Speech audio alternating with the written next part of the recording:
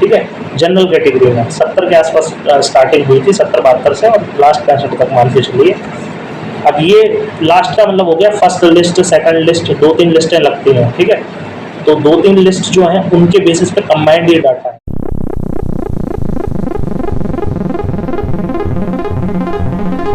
आप सभी को मैं गौरव आप सभी के समक्ष एक most awaited video RI common entrance exam 2025 की कट ऑफ को लेके वीडियो लेके आया हूँ, ठीक है।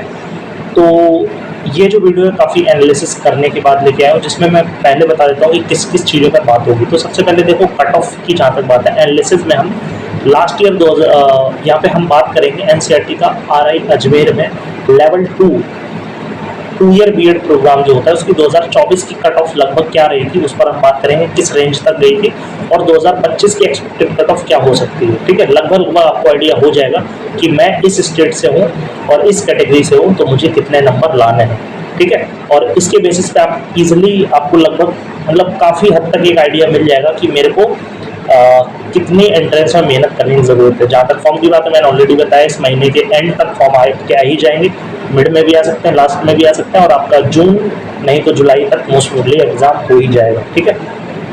मैक्स टू मैक्स चांस है, मतलब ज़्यादातर यही चांस है कि आपके जो एग्ज़ाम है वो जून के एंड तक हो जाए, अदरवाइज जुलाई तक भी जा सकते हैं, ठीक है, अगर मई के लास्ट तक फॉर्म आते हैं तो।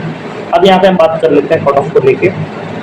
तो देखिए सबसे पहली बात तो ये है कि 2 ग्रुप आपको पता है 2 ईयर बीएड में होते हैं, ठीक है।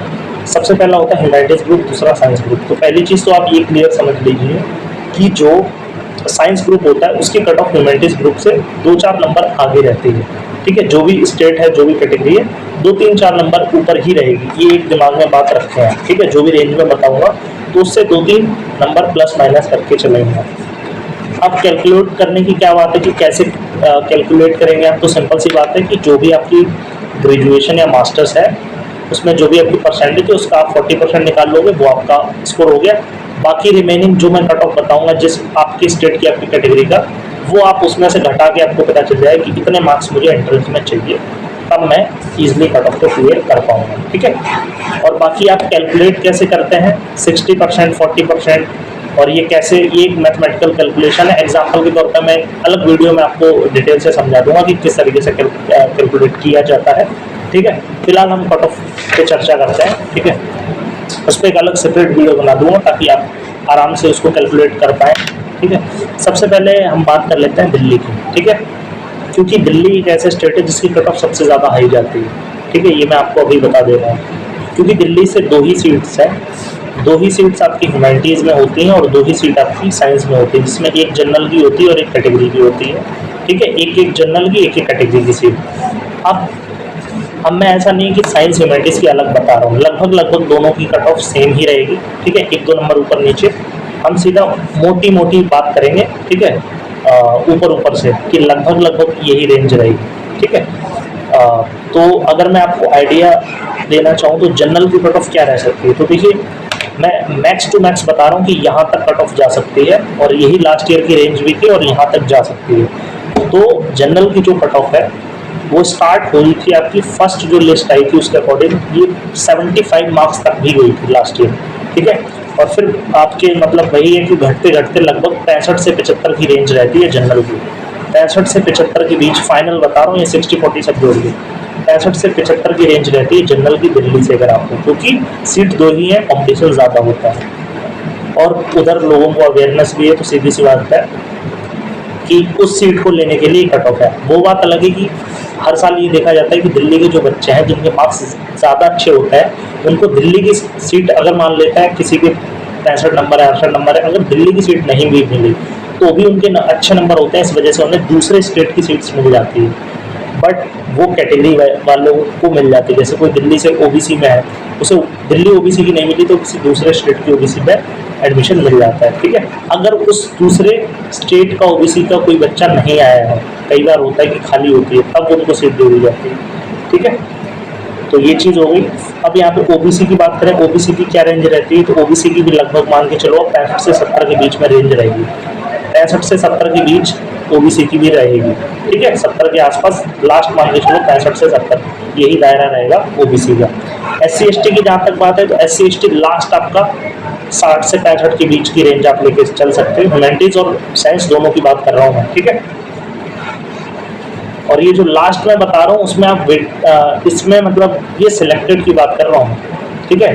कुछ मतलब वेटिंग का भी मतलब आप मान के चलिए इतने के आसपास लास्ट ईयर जो ये रेंज मैं बता रहा हूँ, इस रेंज के आसपास लास्ट ईयर बच्चों का एडमिशन हो गया था। ये सिलेक्टेड बच्चों की कट ऑफ थी और यही मान के चलिए आप इस साल का एक एक्सपेक्टेड रेंज भी है जिसके आसपास अगर आपके मार्क्स बनेंगे तो आप बहुत ईजिली एडमिशन आपको मिल जाएगा, ठीक है। तो ये दिल्ली का मैंने बता दिया।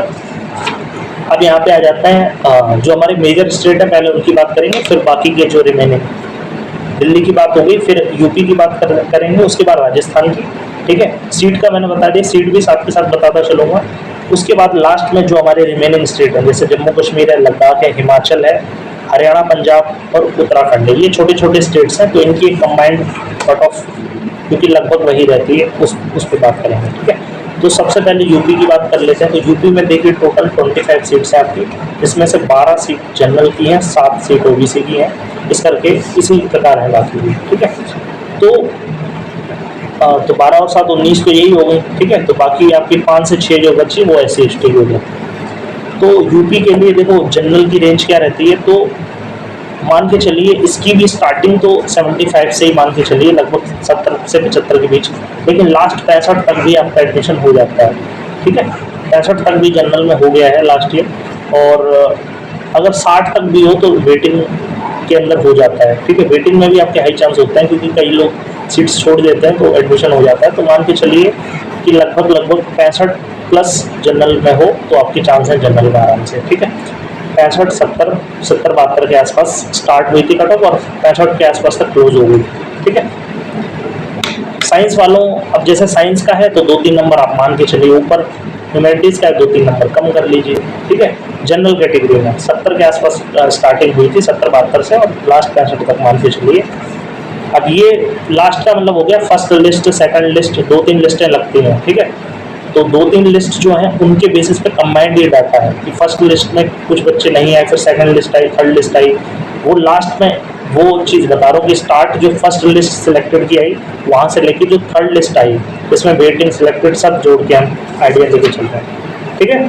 फिर EWS और OBC की अगर बात करें तो ये लगभग शुरू हुई है 65 के आसपास मान के चलिए, 65 से शुरू होते हुए 55-50 तक भी कई बार पहुंच जाती है, ठीक है। यूपी में EWS और OBC की रेंज जो है वो स्टार्ट होती है लगभग 65 के आसपास, ठीक है।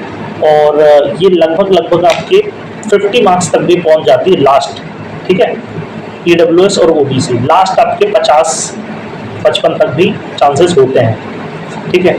अब यहाँ पे बात करते हैं SC/ST के लिए।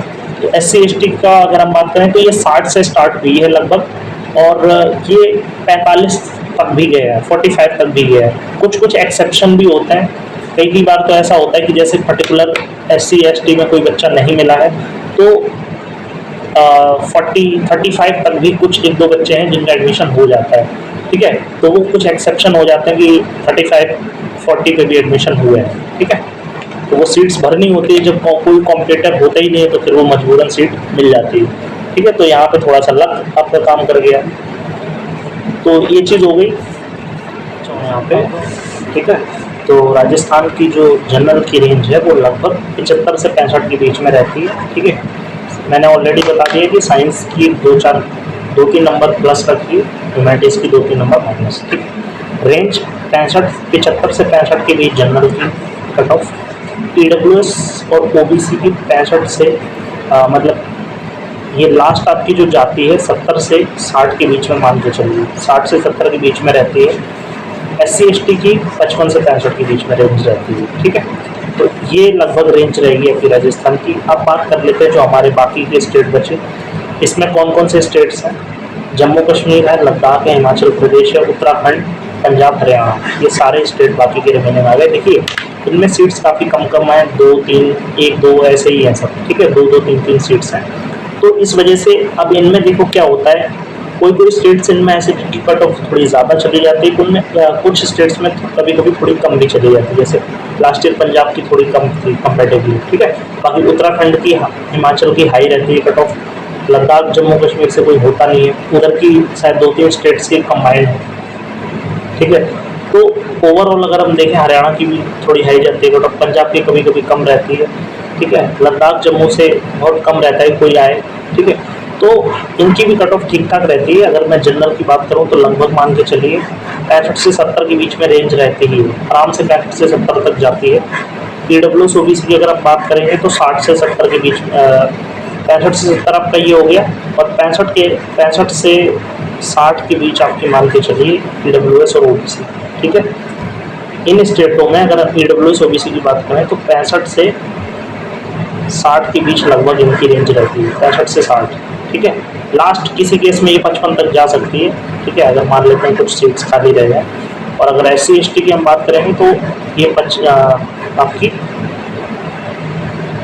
55 के आसपास आपकी SC ST की भी चले जाते हैं, ठीक है, कभी कभी 50 तक भी जा सकते हैं। तो ये मैंने आपको लगभग रेंज बता दी है, ठीक है। और ऑलरेडी आपको बता दिया कि ये 2024 में 2 ईयर BEd RI यूनिवर्सिटी जो था उसमें लगभग यही रेंज रही थी, और इसी के आसपास आपकी इस साल की भी कट ऑफ रहेगी, ठीक है। बाकी 2025 की एक्सपेक्टेड कट ऑफ क्या होगी वो तो जब आपका एग्जाम हो जाएगा, क्योंकि वो भी बहुत मायने रखेगा, तो एक अलग से सेपरेट वीडियो मैं लेकर आऊँगा जिसमें आपको डिटेल से बताऊंगा कि इस साल की एक्सपेक्टेड क्या रहेगी। वो एक एनालिसिस के बाद अलग वीडियो होगी। ये सिर्फ आपको 2024 का मैंने आइडिया दे दिया कि लगभग इतने इन स्टेट्स की इन कैटेगरी में लगभग इस रेंज में मार्क्स थे, ताकि आपको एक नॉर्मली आइडिया हो जाए कि 40% निकालने के बाद आपको 60% जो है वो कितनी मेहनत आपको एग्जाम में करनी है। बाकी ये चीज़ ध्यान रखें, ह्यूमैनिटीज़ की 2-3 नंबर कम रहेगी, साइंस की थोड़ी ज़्यादा रहेंगी, ठीक है। जहाँ तक बात है कैलकुलेट करने की, तो आप अपने लेवल पे देख लीजिए। अब आपको क्या करना है, अब आप देख लो कि आप 2 ईयर BEd में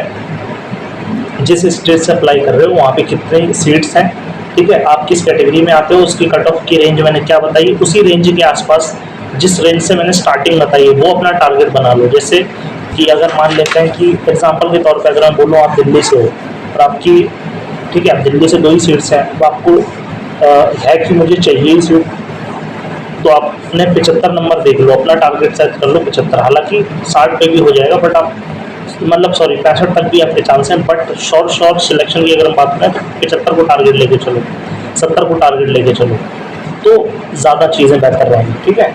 उदाहरण के लिए अगर मैं मतलब बताना चाहूँ कि आप कैलकुलेट कैसे करोगे, तो मान लेते हैं अगर आप यूपी से अगर हो, ठीक है, जनरल की मैंने बताई स्टार्टिंग 70 से, अब आपने टारगेट बना लिया मुझे 70 का लेके चलना। अब आप क्या करो, ये देखो कि 40% आपकी ग्रेजुएशन है, मास्टर्स, उसका निकाल कर कैलकुलेट कर लो कि मेरे इतने मार्क्स हैं, फिर आप देख लो कि मुझे इतने मार्क्स हो गए, अब मुझे कितने रिमेनिंग बचे, इतने चाहिए, और इतने में कैसे एंट्रेंस में लाऊंगा, ठीक है। जैसे अगर 70 में से आपके मान लेकर 30 नंबर मान लेते हैं आपके डिग्री के हैं, ठीक है, जब आपने 40% कैलकुलेट किया अपने परसेंटेज का, तो आपको पता चला 30 आपके हैं, तो बचे कितने, 40। मतलब एंट्रेंस में आपको कट पिट के कैसे भी करके 40 नंबर चाहिए ही, ठीक है। वो कब 40 आएंगे, जब एंट्रेंस का 60% आपका निकाला जाएगा, तो 40 आने चाहिए, फिर उनको दोनों को मर्ज करके आपके 70 बनेंगे। तो इस बेसिस पे आप अपना एनालिसिस कर लो और अपना टारगेट सेट कर लो कि 2025 में मुझे एंट्रेंस में इतनी मेहनत करनी है। सीधी सी बात है, देखो जिनकी ग्रेजुएशन में ज़्यादा मार्क्स हैं उनके लिए थोड़ा एंट्रेंस में कम होगा तो भी चल जाएगा, जिनकी क्वालिफाइंग डिग्री में कम है उनको एंट्रेंस में ज़्यादा मेहनत करनी है। अब कितनी मेहनत करनी है क्या है वो मैंने आपको टारगेट सेट कर दिया, उसी अकॉर्डिंग अपनी तैयारी में लग जाओ। फॉर्म आने वाले एग्जाम बहुत जल्द हैं, ठीक है। प्रिपरेशन क्लासेस भी आपकी बहुत जल्द स्टार्ट करने वाला हूँ मैं कल से, ठीक है। तो चैनल से जुड़े रहें, ठीक है। उम्मीद है सारी चीज़ें मैंने कवर कर दी होंगी। वीडियो अच्छी लगी तो लाइक ज़रूर करो, ठीक है, मेहनत लगती है वीडियो बनाने में। शेयर करो, चैनल को सब्सक्राइब करो ताकि सारी अपडेट आपको मिलती रहे। टेलीग्राम का लिंक दे रखा है, उसको ज्वाइन कर लो ताकि वहाँ पे सारे प्रीवियस पेपर और जो भी मटेरियल है RI से जुड़ा वो आपको मिलता रहे। इसके साथ कोई और क्वेश्चन रह गया हो तो आप कमेंट में पूछ सकते हो। पर्सनली कोई आपको बात करनी है तो इंस्टाग्राम ID है गौरव2585, उसको ज्वाइन करके वहाँ पे आप पर्सनल मैसेज कर सकते हो, ठीक है। तो ये जो मैंने आपको कट ऑफ बताई RI अजमेर की 2024 की रेंज आपको ये बताई कि लगभग यही कट ऑफ रही थी, और एक्सपेक्टेड भी लगभग यही रहेगी। हालांकि उसको मैं एग्जाम के बाद अलग से वीडियो बना ही दूंगा। तो लगभग इसके अकॉर्डिंग आप अपना टारगेट सेट करो और तैयारी में लग जाओ, ठीक है। अब यहाँ पे सीधी सी लास्ट में यही बात कहूँगा कि बहुत कट ऑफ में वेरिएशन आपको देखने को मिलता है। किसी स्टेट में बहुत ज़्यादा कट ऑफ जा रही है, किसी स्टेट में बहुत कम जा रही है, ठीक है, क्योंकि बहुत सारी चीज़ें इसमें आ जाती हैं, क्योंकि कॉमन कट ऑफ लग नहीं रही है, ठीक है। स्टेट वाइज कोटा है, कैटेगरी वाइज हैं चीज़ें, कहीं कहीं 75 पे कट ऑफ लग रही है, कहीं 45 पे लग रही है, तो काफ़ी वेरिएशन होता है। अब वो डिपेंड आप पे करता है किस स्टेट की किस कैटेगरी, तो उसी अकॉर्डिंग जो मैंने आपको कट ऑफ बताई आप अपना टारगेट सेट करो और फिर अपनी मेहनत में लग जाओ और पूरी तन मन और धन से अपने आप को समर्पित कर दो, ताकि आप इस साल अच्छे नंबरों से कट ऑफ को क्लियर करके एडमिशन लो। ठीक है, उम्मीद है आपको वीडियो अच्छी लगी होगी। मिलेंगे नेक्स्ट वीडियो में, तब तक जय हिंद।